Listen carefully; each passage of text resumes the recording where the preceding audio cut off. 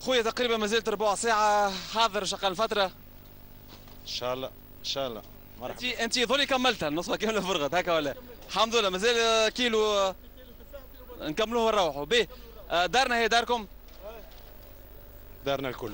احنا كي نقولوا دارنا هي داركم معناها توا نهزوا رواحنا ونمشيو نشقوا الفطر. برشا راه عرضونا في الثنيه ولهذا يقولوا لنا نمشيو نشقوا الفطر بحذاه، ما نجموش نشقوا الفطر عند الناس الكل، دونك نمشيو نقصدوا ربي نشقوا الفطر بحذاك. داركم ومرحبا. نقصدوا ربي مرحبا من غير بك. بروتوكولات من غير ما تحضروا حتى شيء، ربيع ساعه مازال تو نقصدوا ربي. من غير ما حضروا شيء، اللي موجود ناكلوه مع بعضنا الناس الكل.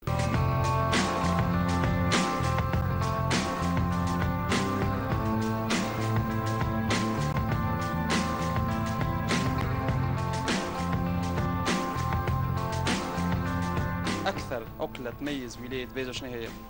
كسكسي. ثم كسكسي اليوم ولا؟ لا، شو حضرت لنا اليوم؟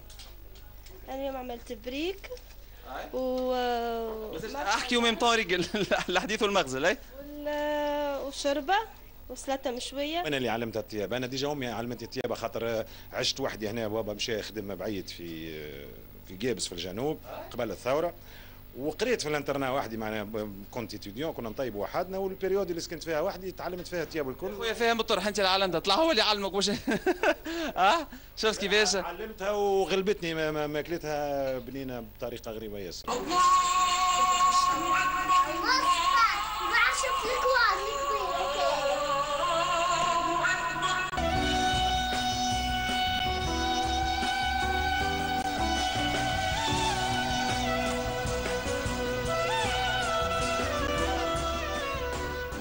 صح شربتكم انتم، مرحبا بكم، شرفتونا بالحق وفطرتوا معنا وخلطتوا على النصيب اللي موجود، كليناه مع بعضنا والحمد لله. وانا جا حتى طولت الديسير، ما عندك فيها ما تقول. لو كان تحكي لنا شويه على الامبيونس في باجه في السهريه. باجه هي في العاده بلاد تحفل ياسر في الليل، رمضان معروف في باجه بحكم اللي انه باجه فيها الناهج خير الدين باشا، هذاك اللي شق البلاد اللي كنتوا فيه، ويتواصل حتى نهج فرنسا وشارع الجمهوريه، ذاك معناها عندنا ارتير واحده في البلاد الناس تحوس فيها، ما عندناش دي ديفيرجونس اخرين في البلاد، مالوريزمون عندنا كان النهج هذاك، سو كي فيه البلاد الكل تتصبك النهج الكبير هذاك علاش تحسها معناها فيها ياسر جو. هذه كانت الامبيونس اليوم في دار سي حاتم، امبيونس كيما ريتوها سبيسيال وما فيها حتى بروتوكولات خاصه.